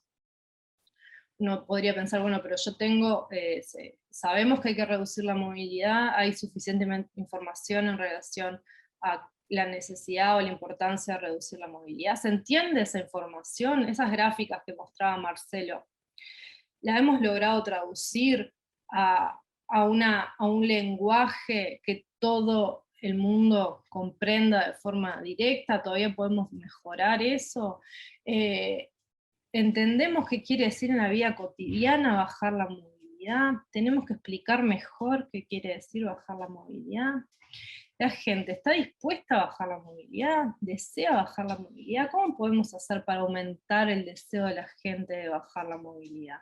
¿Qué elementos, qué elementos que estimulen a las personas a bajar la movilidad podemos intentar movilizar? Hay algunos que podemos hacerlo de forma racional. Podemos de alguna forma disminuir la tendencia a la salida a través de señales en el entorno, que operen de forma automática, que operen por ejemplo a partir de publicidad, que operen por ejemplo a partir de mover las emociones de las personas. Y es posible, en el rango de la oportunidad de los factores externos, es posible que las personas disminuyan la movilidad, es posible disminuir la movilidad, si disminuir la movilidad implica, por ejemplo, un descenso salarial imposible, grande, que no puedo sostener. Es posible disminuir la movilidad si yo pierdo jornales de trabajo y no tengo ningún apoyo financiero que me permita quedarme en mi casa.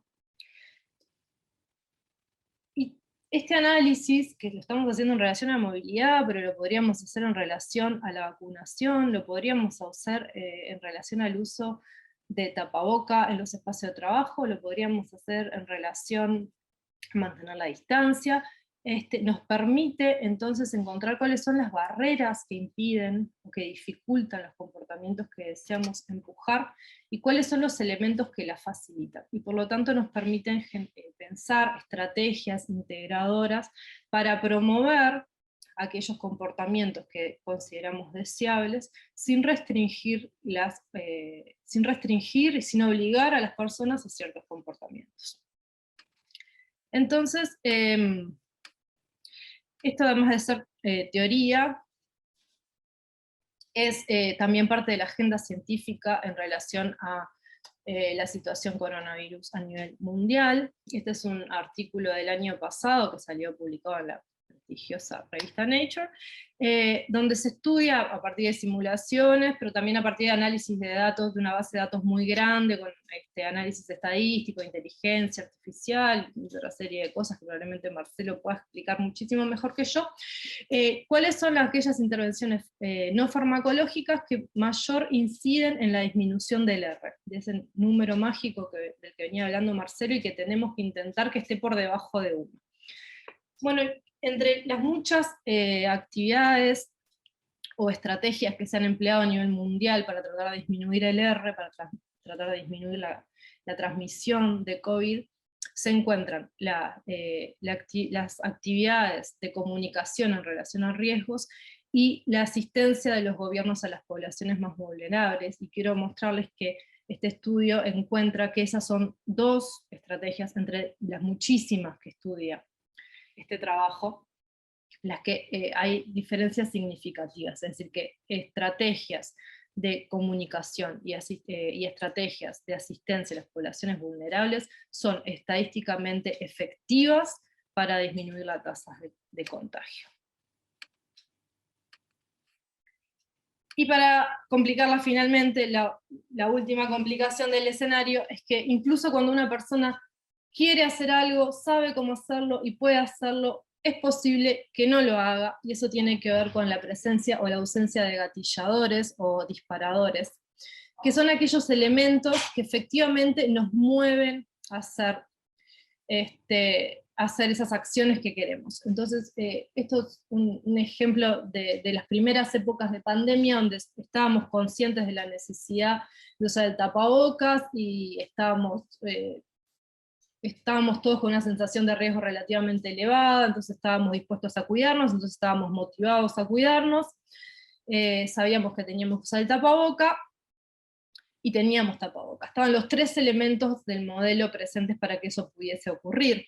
Y sin embargo, muchos de nosotros salíamos de nuestra casa y nos olvidábamos de llevar el tapabocas. ¿Sí?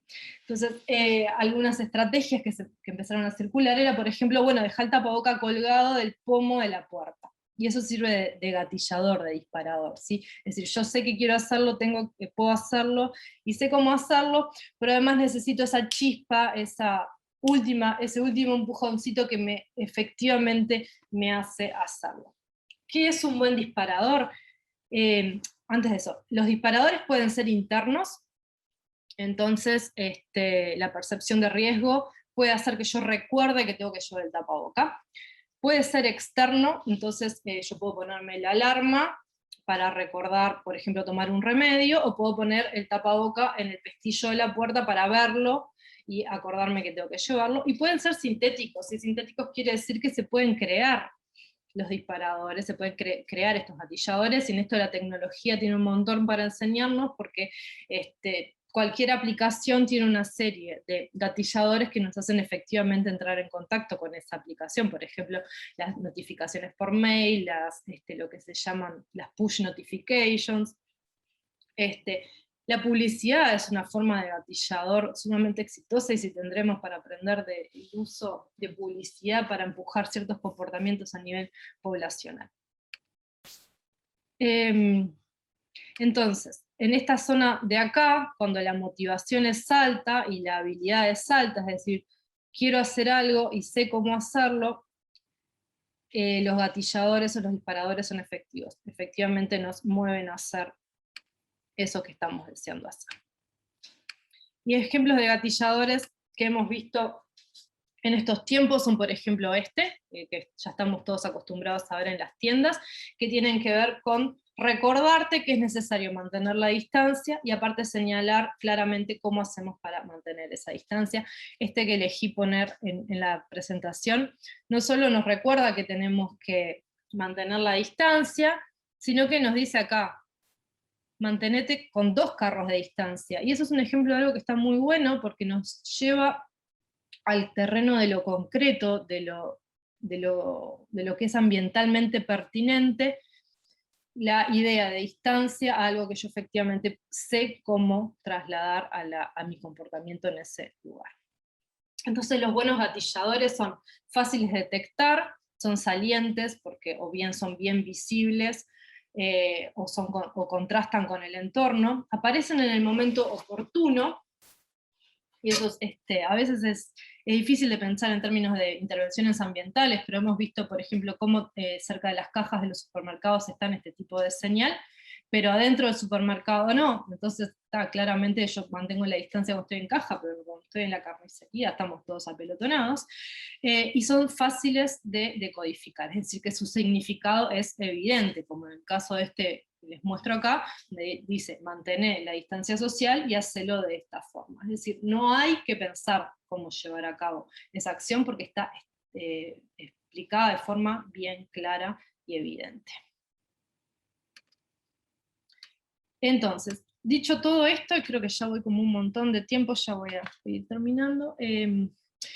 Cómo nos comunicamos es uno de los elementos centrales en cómo transmitimos, cuáles son las recomendaciones, y si esa forma de comunicación facilita el seguimiento de las recomendaciones o no. Y en ese sentido existe una disciplina académica particular, que es la comunicación en contextos de crisis y de crisis sanitarias, no solo de crisis sanitarias, pero que ha aportado una serie de elementos, como una especie de decálogo de buenas prácticas que yo les quiero transmitir, porque estas son una serie de elementos para la comunicación aplicables en todos los ambientes, sean ambientes de trabajo, sean ambientes de trabajo, sean ambientes de mayor escala, como la comunicación pública, ¿sí? Entonces, algunos puntos a tener en cuenta. El primero es que no existe un único público, no existe el público general. Existen segmentos de público, ¿sí? Que tienen que ver con sus características sociodemográficas y actitudinales, y además que manejan canales de comunicación predilectos o privilegiados, ¿sí? Entonces, por ejemplo, las personas con mayor sensación de riesgo a la salud tendrán cierta actitud y serán sensibles a ciertos tipos de mensajes, mientras que aquellas personas que se sienten de repente un poco más inmunes, en ese sentido Marcelo hizo referencia a algo que es importante, y es otro sesgo que les quería comentar, que es el sesgo de optimismo, que opera de forma no consciente y permanente en nosotros, y es este sesgo de pensar que a nosotros no nos va a pasar, le va a pasar a los demás, pero no a nosotros. Para aquellas personas que tienen una sensación, una percepción de riesgo baja, probablemente los mensajes de cuidar a los demás van a ser más efectivos que los mensajes de cuídate a vos mismo, porque esa persona no tiene mucha sensación de que le pueda pasar algo malo. El segundo punto es la importancia de dar mensajes claros, explícitos y consistentes, emplear lenguaje sencillo, que no caigan tecnicismos.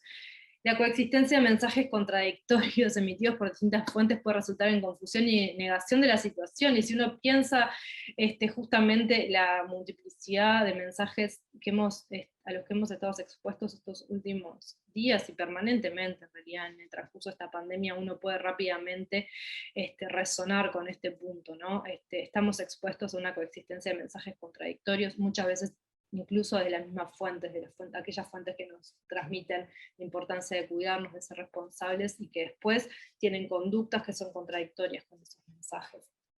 Eso genera no solo confusión, sino la sensación de, bueno, esto no es tan importante. O de negación, bueno, pasa. También la importancia en el punto anterior de ser honestos en relación a las proyecciones, que muchas veces nos movemos en relación a datos que no son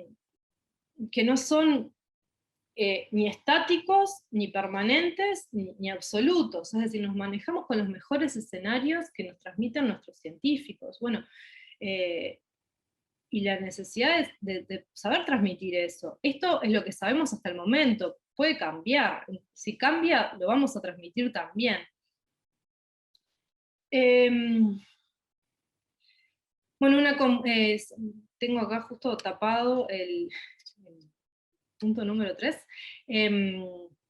comunicarse con franqueza y con empatía, saber que las personas necesitamos entender por qué se nos proponen ciertos comportamientos, que cuando sentimos que están siendo empáticos con nosotros, que comprenden la situación en la que nos encontramos, las dificultades que tenemos, vamos a ser más sensibles a escuchar a la persona que nos está hablando. La importancia de no poner el foco únicamente en los comportamientos que no son recomendables. Esto es algo que lamentablemente los informativos hacen todo el tiempo, constantemente mostrarnos a aquellas personas que no están haciendo las cosas bien, que no están siguiendo las recomendaciones. Y esto genera la sensación, la falsa sensación de que ese comportamiento es el habitual, ¿sí? Que es mucho más frecuente de lo que en realidad es. Y como además somos bichos sociales y las normas sociales impactan en cómo nos comportamos, tenemos esta cuestión de, bueno, si esto es lo que sucede, está bien que suceda. Si está bien estar todos apelotonados, porque todo el mundo está apelotonado, entonces es aceptable en mi grupo. Pero de vuelta, mostrar solo ese fragmento de realidad genera una percepción de la realidad que no colabora con el bien colectivo. Evitar el fatalismo, otra cosa que no hemos visto de repente con tanta frecuencia como quisiéramos, pero sobre todo al principio de la pandemia el fatalismo era enorme, y el fatalismo genera miedo, y el miedo es una fuerza importante para promover conductas de cuidado, pero es muy estrecho en el tiempo, es muy difícil de sostener una vida con miedo. Entonces es necesario mantener un equilibrio entre ser conscientes de los riesgos, ¿sí?, y ser conscientes de que podemos hacer cosas para sobreponernos a ese miedo, y para actuar de formas que nos permita cuidarnos y cuidar a los demás. Es importante entonces, y es difícil de manejar este equilibrio entre comunicar el riesgo con claridad, pero sin generar pánico a nivel poblacional, porque el pánico es contraproducente. Promover la eficacia o empoderar a la población tiene que ver con, además de transmitir qué comportamientos son recomendables, explicar cómo llevarlos adelante y proveer los medios necesarios para que esos comportamientos efectivamente ocurran. Los mensajeros son personajes claves en la comunicación, es decir, quien emite el mensaje es clave, y cuando la persona que transmite el mensaje es una persona que transmite confianza, que genera confianza en el público es más receptivo a ese mensaje. En ese sentido nosotros contamos en Uruguay con una comunidad académica sólida y respetada, y a nivel de población general, yo me animaría a decir que cuando un científico habla se lo escucha con atención. Pero existen otros mensajeros de confianza en otros públicos, ¿sí? Por ejemplo, para los públicos más jóvenes, de repente los mensajeros con los que se pueden empatizar son otros, tienen que ver con otras ramas de la vida, tienen que ver con, por ejemplo, con figuras del ámbito del entretenimiento, con cantantes, con actores. Y finalmente los mensajes congruentes con la cultura e identidad personal, por aquello que yo les mencionaba hace un ratito de la disonancia cognitiva, tiene que ver con aquellos mensajes que están en concordancia con nuestros valores, tienen más posibilidad de ser recibidos y considerados que aquellos que nos generan conflictos con quienes somos. Los uruguayos somos un pueblo orgulloso de nuestra solidaridad, ¿sí? Y en ese sentido creo que apelar a ese sentido de solidaridad sigue siendo una estrategia muy importante para comunicar la necesidad de comportamientos que nos permitan colectivamente sobreponernos a este momento trágico. Trágico decía el rector, trágico que decía Jacqueline, ¿no? Estamos en un momento donde nos hemos normalizado que 50 personas se mueran por día durante los últimos 2 meses. Teniendo todo esto que yo les mencionaba presente, desde el rectorado armamos un grupo interdisciplinario conformado por gente de la Facultad de Arquitectura, Facultad de Medicina, Facultad de Ingeniería, de Información y Comunicación, y nos abocamos entonces a preparar materiales tendientes a sensibilizar, pero no solo sensibilizar, sino promover algunos cambios, algunos comportamientos que considerábamos importantes. Estos son una serie de materiales que preparamos en diciembre del año pasado, cuando se venían las fiestas, se venían las reuniones. Entonces les quiero mostrar cómo no solo quisimos poner el tema de los encuentros sobre la mesa, sino explicar con claridad cuáles eran buenas ideas, cuáles eran malas ideas. Esto tiene que ver no solo con transmitir la información, sino transmitir la información de una forma que sea aplicable a la realidad. Y otra serie de materiales que preparamos que tienen que ver con la vacunación. Y en este sentido, cuando llegaron las vacunas a nuestro país, existía una gran cantidad de información confusa, mucha información incorrecta, mucha información falsa en relación a las vacunas. Entonces nos pareció importante generar material producido por expertos, pero que sin caer en tecnicismos, explicara y contestara las preguntas más frecuentes que tenían las personas en relación a las vacunas.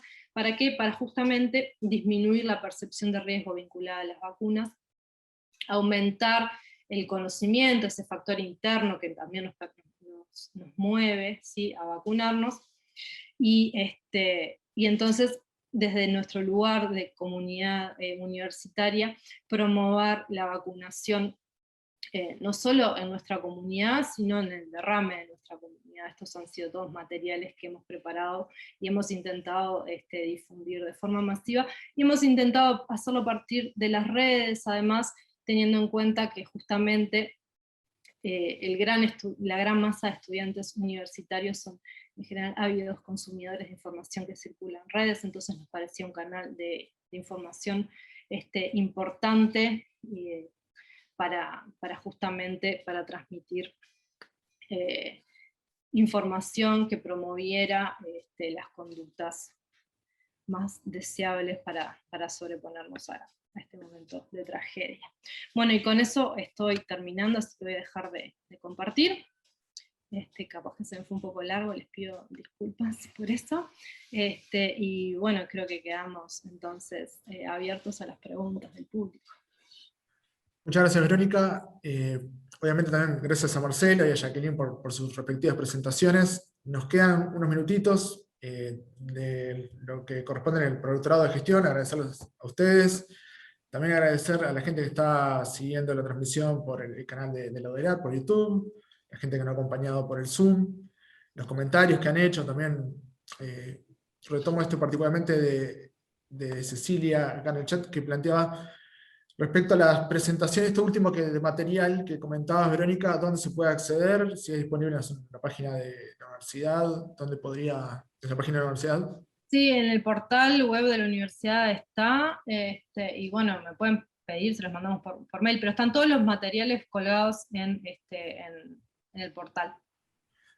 Y por último, le quería hacer una consulta, obviamente entramos con el terreno de los supuestos, de hipótesis y demás, pero si ustedes entienden, pasando un poco las distintas presentaciones de ustedes, si hay que una suerte de acostumbrarse a una nueva realidad marcada por el surgimiento a un determinado periodo de tiempo X de este tipo de pandemias, si hay que ir acostumbrándose a esto, por más lo complicado y complejo del término.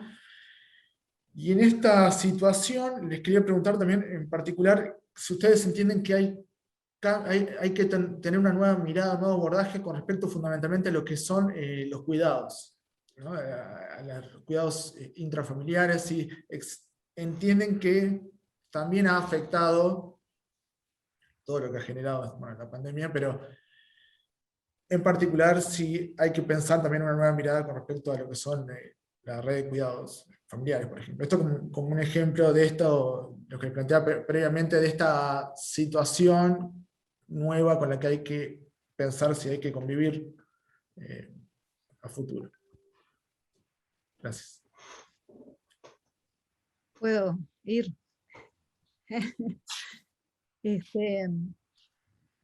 Nosotros acá en Uruguay no tenemos muchos desastres naturales, que así se llama en términos de salud pública, ¿no?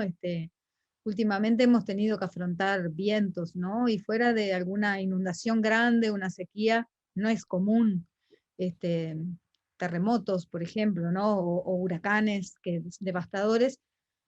La gente que vive en áreas de terremotos está acostumbrada a que puede ocurrir eso cada cierto tiempo y tiene un bolso de emergencia, las construcciones adecuadas para eso. En este momento uno podría decir que vivir en el planeta Tierra nos torna vulnerables a situaciones de crisis epidemiológica como esta que estamos viviendo, a juzgar por la evolución que hemos tenido de enfermedades emergentes, como decía al inicio, que desde la década del 80 con el VIH hasta el 2019 con el SARS-CoV-2 hemos tenido una reiteración de enfermedades nuevas de tipo viral, de comportamiento pandémico, y que, bueno, el VIH sin duda que fue una pandemia con una dimensión y una mortalidad mayor incluso que la actual que estamos viviendo, y luego esta pandemia con la repercusión que está teniendo, nos da la idea de lo vulnerables que somos, ¿no? Y por otro lado, evaluando también las condiciones planetarias que son las que están llevando a esta situación, digamos. Si nosotros no revertimos el modelo de relacionamiento con la naturaleza, una producción, modelos de desarrollo económico que son, por un lado les llamamos productivos, pero que son profundamente destructivos del planeta, el cambio climático, la explotación de la especie, de distintas especies del reino animal en forma abusiva, que expone a un contacto intensivo además al ser humano con los animales en situaciones de estrés, todo eso es muy propicio para el desarrollo de nuevos virus y el pasaje hacia los humanos. Entonces, esta situación se puede repetir, por supuesto. Y eso nos debe hacer pensar, bueno, en tener las condiciones para dar respuesta. Lo que tú planteas de los cuidados tiene mucho que ver con eso, y reflexionar sobre lo importante que ha sido en esta pandemia los cuidados más allá de la medicina. La medicina es muy importante, pero el dispositivo doméstico, familiar y comunitario es muy importante. Pero no me extiendo más acá para dejar lugar a los compañeros a intervenir. Muchas gracias, Ingrid. Agregaría que a medida que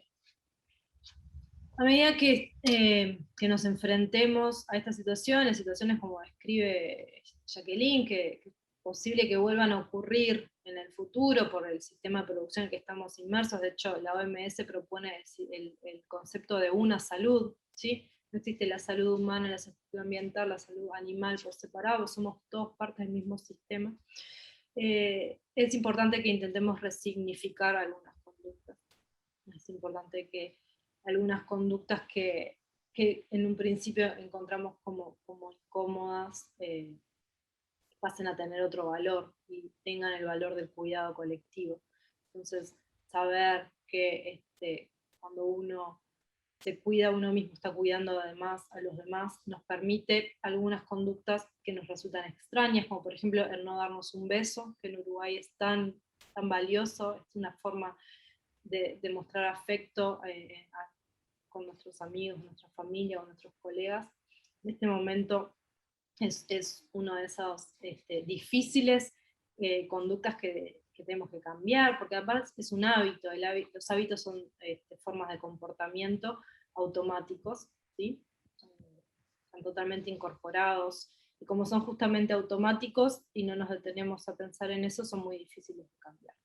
Entonces, creo que es importante la reflexión, hacer este intento de salir del sistema automático, pasar al sistema consciente, voluntario, y analizar las circunstancias desde esta perspectiva de cuidado solidario, comunitario, y entender que muchas de estas medidas que sentimos como restrictivas en realidad son medidas que nos permiten encontrarnos con otros, o son medidas restrictivas por un tiempo, pero que nos permiten en el futuro, no tan largo plazo, reencontrarnos con nuestros seres queridos y volver a cierta normalidad. Comprender que justamente cuidarnos es una forma de obtener libertad en este momento, que es el coronavirus, es esta enfermedad la que nos limita en nuestro funcionamiento, en el funcionamiento que deseamos, en el funcionamiento social al que aspiramos, y que son las medidas de cuidado las que nos permiten reencontrarnos de forma amorosa con los demás, ¿sí? De forma cuidada. Entonces yo nos insto a todos a intentar resignificar las medidas de cuidado, las medidas que sentimos como restrictivas, en esta clave, en clave de medidas que en realidad son medidas de cuidado, son medidas de solidaridad, son medidas que terminarán siendo medidas de libertad, no de restricción. Muchas gracias, Verónica. Sí, un comentario final, simplemente que también creo que tenemos que tener un poco de esperanza y de optimismo de que esto en alguna medida nos prepara para otras situaciones que puedan llegar a surgir en el futuro. los países orientales que ya habían tenido, como comentó Jacqueline, otros episodios de coronavirus, estaban mucho más preparados que nosotros. Y nosotros quizás veíamos, si mirábamos algún video de Corea del Sur o de Japón, gente con tapabocas, y pensábamos, había un chiste circulando ahora hace poco, que uno veía a esas personas con tapabocas y con máscaras, y pensaba en el 2019, digamos, esos son unos conspiranoicos, y ahora es al revés, cuando uno ve a una persona sin tapabocas, piensa que son ellos los conspiranoicos. Pero bueno, que eso también de alguna manera los preparó a los países orientales, el haber pasado por eso a principios de los 2000, y pudieron responder más rápidamente. Y bueno, tener un poco de optimismo que eso también, este pasaje tan duro por el que estamos transitando ahora, en la eventualidad de que tengamos que volver a pasar por algo en un futuro, nos deje un poco mejor preparados. Muchas gracias, Marcelo. Ya estamos en la hora. Nuevamente les agradecemos. El día de mañana la presentación va a girar en torno a lo que es el trabajo a distancia, teletrabajo, la situación de la región y, bueno, particularmente la actualidad en nuestro país. Muchas gracias y que tengan una buena jornada.